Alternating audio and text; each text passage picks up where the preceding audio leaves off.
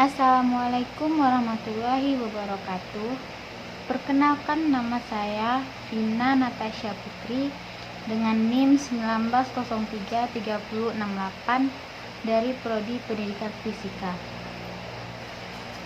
Baiklah, di sini saya akan menjelaskan sedikit materi tentang administrasi pendidik dan tenaga kependidikan. Secara umum, administrasi manajemen masih terkait dengan proses pengelolaan 7M ditambah 1I. Dan salah satu M yang dimaksud itu adalah man atau manusianya. Dalam konsep administrasi, sumber daya manusianya peserta didik. Dan di sini sumber daya manusianya adalah pendidik dan tenaga kependidikan.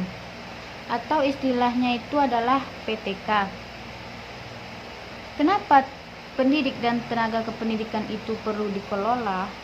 Yang lebih utama kita harus lebih tahu dulu siapa itu pendidik dan tenaga kependidikan. Seperti yang dijelaskan pada Undang-Undang Nomor 20 Tahun 2003, di situ sangat jelas bahwa tenaga kependidikan itu adalah anggota masyarakat yang mengabdikan diri dan kemudian diangkat untuk menunjang penyelenggaraan pendidikan. Jadi mereka tidak terlibat langsung dalam proses pendidikan. Akan tetapi hadirnya mereka adalah untuk menunjang keterlaksanaan proses pendidikan yang ada di satuan lembaga pendidikan. Kemudian menurut Undang-Undang Nomor 20 Tahun 2003, pendidik itu adalah banyak sekali jenisnya.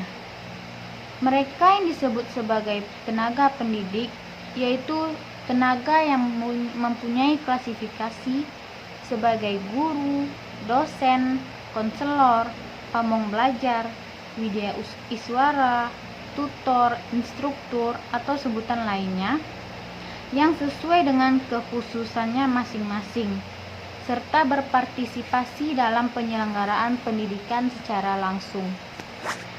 Lalu, apa saja proses administrasi PTK atau pendidik dan tenaga kependidikan itu? Nah, secara garis besar, itu menjadi 3 bagian. Yang pertama adalah pengadaan.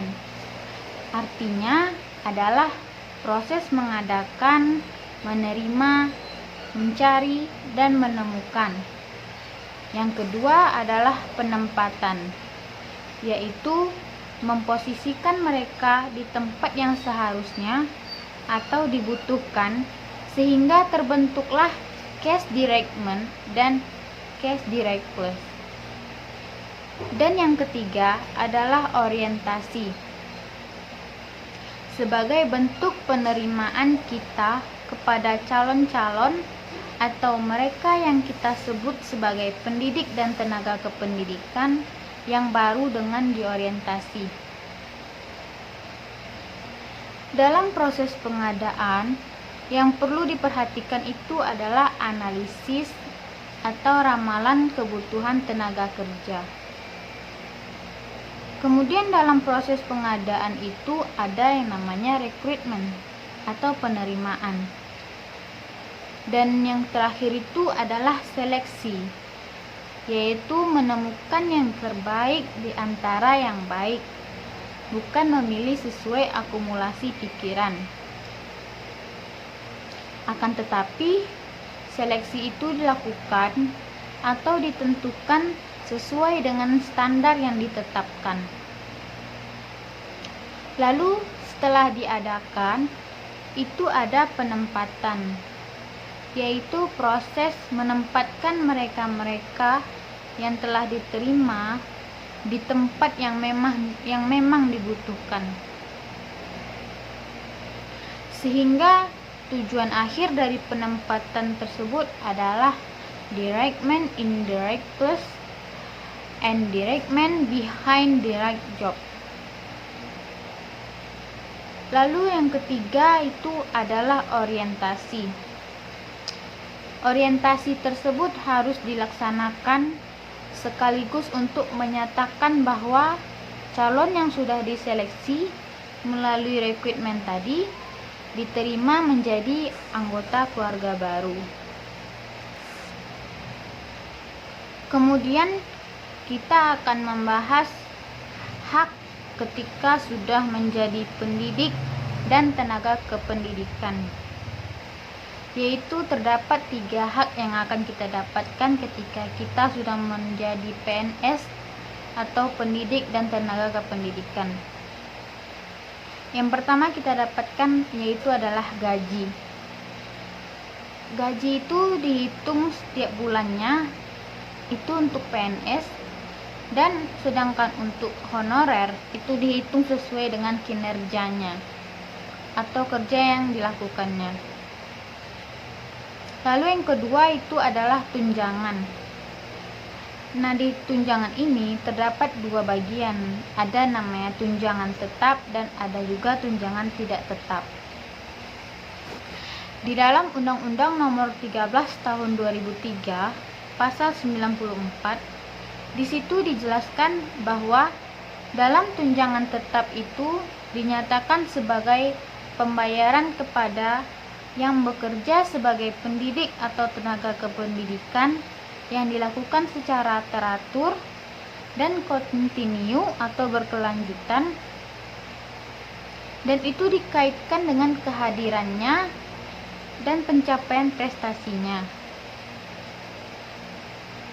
Sedangkan tunjangan yang tidak tetap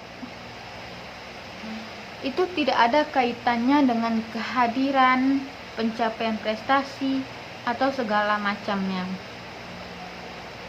Dan yang ketiga yang kita dapatkan yaitu adalah penghargaan, yaitu artinya sesuatu yang menarik orang lain untuk mau bergabung, mau melakukan dan menjaga pekerjaan agar datang bekerja tepat waktu, dan untuk memotivasi mereka untuk melakukan pekerjaan sebaik-baiknya yang sesuai dengan pekerjaannya. Dan PNS atau pendidik dan tenaga kependidikan ini juga mendapatkan penghargaan berupa cuti.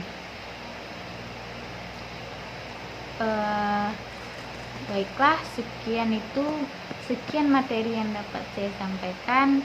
Semoga bermanfaat untuk kita semua.